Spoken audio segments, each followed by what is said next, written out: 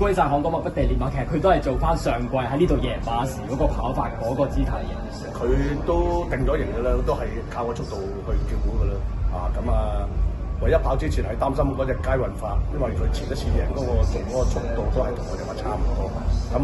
因為我隻馬跑法一定，佢留第二、第三都係冇得爆、冇得衝嗰啲馬，所以係靠自己做個步速嘅嘢。所以賽前擔心係呢樣啦，但係我同阿家俊講點都要放㗎啦，你同我盡力放啦。佢做到啦。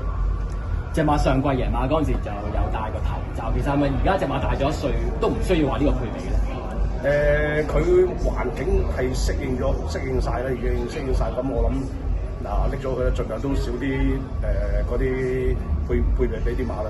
咁啲馬通常都係好中意 match 嗰啲嘅。似乎無論喺谷草或者田草，其實佢只要放得出，佢都有機會。係啦，睇對手同步速啦，因為呢一場馬係比較弱嘅對手。再一次恭喜晒漢江，唔該晒 ，thank you，拜拜。